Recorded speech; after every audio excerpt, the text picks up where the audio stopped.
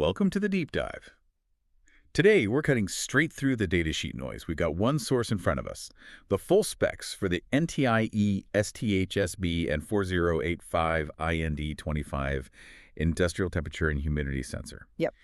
And our goal is pretty simple, right? We want to pull out the key engineering details that make this thing truly industrial. Exactly. I mean, at its core, it's doing two things: monitoring temperature and relative humidity. But it's how it does it that matters. It gives you that complete environmental picture. And what immediately jumps out is, well, the sheer operational window. We're talking an extreme temperature range. Yeah. It goes from a truly bone-chilling -40 all the way up to 185 degrees Fahrenheit. Which is -40 to 85 Celsius, yeah. And the humidity is the full scale, 0 to 100% non-condensing. Huh. So my first question is, how does it handle that kind of variance while running on just a tiny 5 EDC supply? Well, the low power draw, I think it's just 13 milliamps, is a key part of the design for sure. Right. But the real robustness, it comes from its communication method. What's fascinating here is the physical connector. It uses a standard RJ45 plug, you know, the kind you'd see on any old Ethernet cable. Right, a network cable. But it's not running Ethernet. It's actually running RS485 communication. And that's the industrial backbone you need for long distances and critically high noise immunity. So that's a neat trick. You get the convenience of an RG45, but with an industrial-grade protocol underneath. So what's the tangible benefit of that digital RS485 output? Why does that matter? Oh, it's massive. Yeah. This isn't just about the protocol. It's about eliminating a huge industrial headache with older analog loops, like a 420 MA signal. You run that cable next to some heavy machinery, some high voltage lines, and you risk magnetic interference corrupting your readings.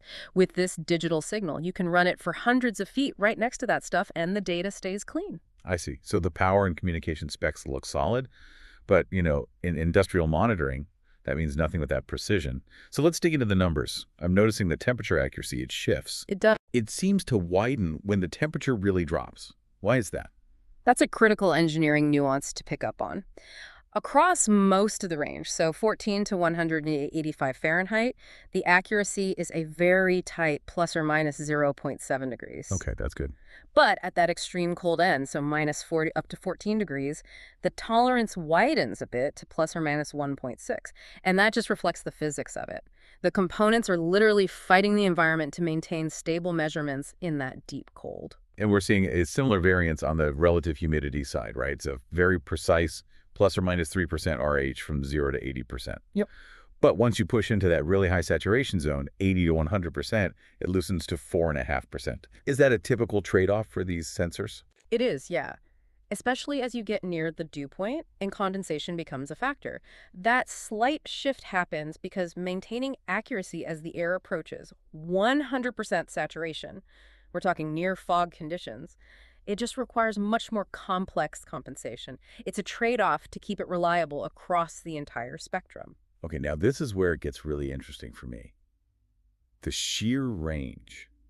The unit comes with a 25-foot cable, but you can extend this thing Way beyond that. up to an unbelievable 1.2 miles. That's 2 kilometers. That distance capability is the real headline for anyone managing a large facility. I mean, to put 1.2 miles in context, that's long enough to run from the surface all the way down into a deep mine, or cover the entire perimeter of a huge industrial complex. And you get that by pairing it with the EFSC fiber converter, right? That's the key. You pair it with that fiber extender, and suddenly distance is almost a non-issue. So to wrap up the integration piece, this sensor is designed to plug into the NTI E-STHSB-N4085IND-25 family of products. What are those?